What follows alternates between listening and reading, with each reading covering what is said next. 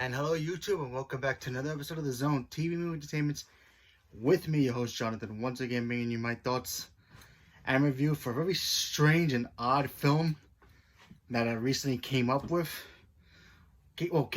with, excuse me. I was flipping through Netflix and I totally forgot this movie actually was supposed to come out. I thought this was going to come out next year, but I guess not. This is for the so-called sequel to Shark Boy and Lava Girl. So I was, if you guys remember, they announced that a couple months ago.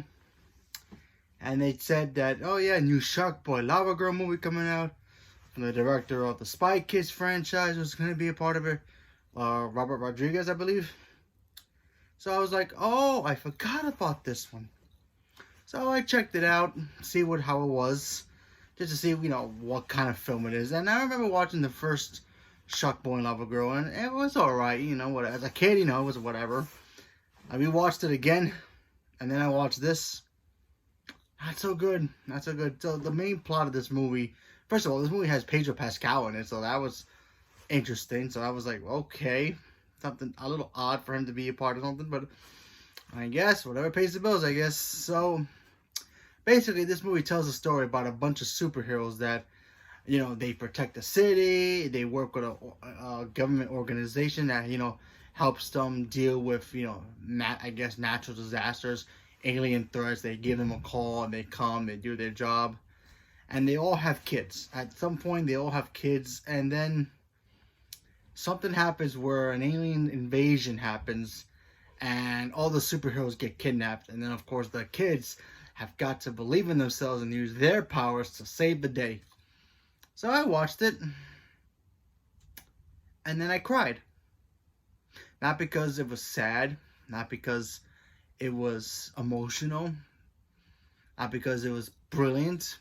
It was because this might have been one of the worst films I've ever saw in my life. First of all, this movie opens up with a guy who kind of like if Superman and Captain America had a kid and it was Booster Gold, and then Booster Gold had his own kid who had superpowers, and then all he cared about was the spotlight. That's how this thing started. And I thought this was going to be the leader. He's very, cocky. He wants to, pose for the pictures and all that.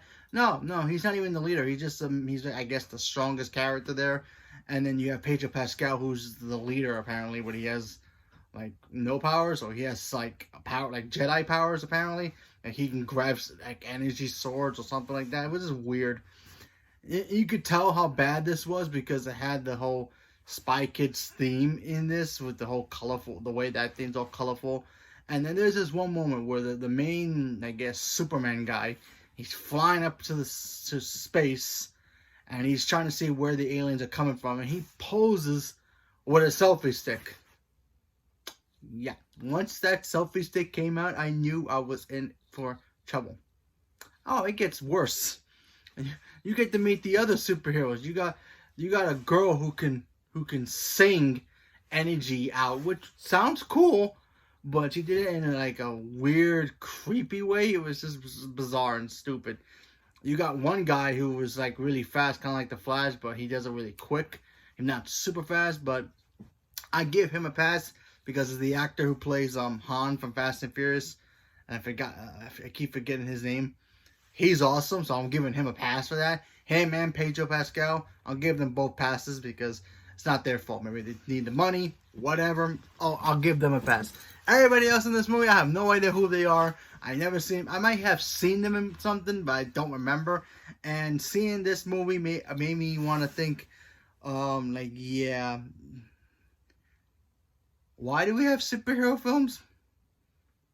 Yeah, I'm telling you, if you watch this film, you're gonna, and no matter how much you hate the DCEU or the Marvel Universe or whatever, you probably wanna watch those movies after watching this train wreck. Yeah, this was bad. And then you have the kids acting like, oh, we don't know what to do. Our parents are gone. And then of course they all rise up to the occasion. You have one kid who can, I guess, like whisper super quietly, and it actually is louder than you can think, but it's so like quiet, no human ear can hear it. It's bizarre. You have one kid who can stretch. It's like, okay, that's a normal power. You have another kid who has all the powers apparently, so that there is that. Then you have Shark Boy and Lava Girl's daughter who has the power of, I guess, lava, water, something like that, or just water. And by the way, Shark Boy and Lava Girl, they still call themselves Shark Boy. Yeah, it's not Taylor Lautner, it's some weird guy, and yeah, he's calling himself Shark Boy still. Grown ass man calling himself Shark Boy. He should be called Shark Man, but go figure. Apparently they hooked up. They have a kid now. Little girl. Made sense to have a little girl. I guess every Spy Kids movie now needs a little girl in the movie. I think the Spy Kids president is still in this film, so you can tell this is in the same universe as Spy Kids, so there's that. I'm just surprised the actress from Spy Kids didn't show up in this movie. You got some weird lady who's like in charge of the whole, I guess, government version, the government side of the superhero team. She takes the kids for protection, and then we find out later that she has a motive. It's like, yikes. And then the ending of this film. And I'm going to spoil it because I'm pretty sure you probably don't care. And if you do care, I apologize, so spoiler alert. Yeah, the ending of this movie, the reason the aliens kidnapped all the superheroes is to prepare the kids to become superheroes. Yeah, let me repeat that. The reason alien invasion happened and all the superheroes got kidnapped, so that way their kids can be heroes. Apparently, there's this one little girl on the team of the kids. She can draw the future, apparently. Yeah, she's the leader of the aliens. She's an alien herself. And apparently in her world, kids are in charge. So she wanted the kids of Earth to be the heroes and the leaders of the planet so they can protect it. Yeah, talk about a waste of an ending. Then you got these other kids. You have kids who can rewind or fast forward, reality. So there's, like a couple seconds. So it wasn't major anything. There's that. Then you have a kid who's just as quick as his dad, but not really quick. It made it look like he was quick, but he wasn't really anything. This movie gave me a headache, and yeah, this might be one of the worst movies I've ever seen. Shark Boy and Lava Girl in this movie was like 5 minutes, not even. I don't know why they made a sequel to this movie, and it didn't even show them doing their thing. The whole time, the movie, the adults get kidnapped, and then it's just them arguing about how getting out of the place that they were in. It was retarded, and I'm sorry, and it was stupid as well. I don't like using that word, the retarded word. I don't like using it. I apologize. It was stupid, bizarre, and weird. and I'm not sure what part of this movie was supposed to be in the same vein of Spy Kids. I think this was just their way of making Spy Kids back. The Spy Kids, when that first came out, was cool. You had kids being spies, and then that ended up eventually kind of, I guess, helping create the Kids Next Door in a weird way, or maybe vice versa, whatever. And now we're at the point where we have 4 Spy Kids films that, 3 was whatever. The 3D one with Sylvester Stallone, that was whatever. The 4th one with Jessica Alba, that was kind of stupid. And now you have Spy Kids with superpowers. What point? Why did we need a Shark Boy and Lava Girl in this movie when they were barely used in this movie? It was just stupid, beyond stupid. I'm sorry. And then you have Pedro Pascal's character, who apparently was the leader of the team. He promised his daughter he wasn't going to be a superhero anymore, but they needed him anyway. He did his thing. That was fine, I guess, whatever. I'll give him and the guy who plays Han from Fast and Furious, I'll give those two a pass because, I like those guys as actors.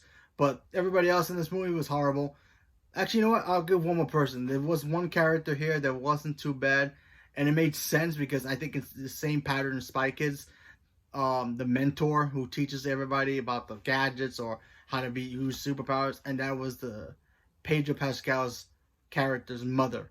Yeah, the grandmother was in here. Apparently, she teaches all the superheroes how to become superheroes. She was kind of a badass, so I'll give her a pass. But the rest of this film is just atrocious. I'm sorry. One of the worst films I've ever seen. I don't know why they wasted their time. I can just picture it now. I bet you there's a boardroom room somewhere in the world where people are just thinking about throwing balls in the air, paper balls in the air, playing rubber band thing or cubic things or whatever, and they're just like, what superhero movie can we make now? We can't use Batman, can't use Superman, can't use anything in Marvel. Those are property. What do we have? Well, we got Spy Kids. I like that. We can make a Spy Kids movie. Nobody watches those movies, but we can still make another one. Anything else? What if we put superheroes in it? That's a good idea. I think that's how it happened. They threw a dart, they landed on Spy Kids, and they added in a theme, superheroes, and they mixed it together. Yeah, I could just picture somewhere in the boardroom, some guy would just throw us a dart at a board somewhere, and it said Spy Kids for a new franchise, and then they threw another dart for the theme of the movie, and it had superheroes, and then they combined the two, and they made the villain was brilliant. There was no villain in this movie. It was a movie about them getting taught a lesson about how to be prepared to be superheroes so they can protect the planet properly. It was stupid. And I don't want to watch it again. Never want to even talk about it again. So, leave a comment below. Let me know what you guys thought about this horrible thing. And have you seen it? Did you guys like it? Hey, if you guys like it, that's cool. That's awesome. I appreciate that if you like it.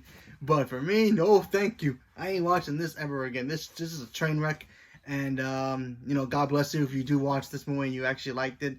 If you have kids, sure, they'll probably like it. Sure, I guess. But for us adults who know what real superhero movies are, yeah, no thank you. This does not work. I'd rather go back and watch the original Spy Kids. At least those movies were entertaining and fun. So, leave a comment below. Let me know what you guys thought about it. And stay tuned for more. Thank you very much and have a good day.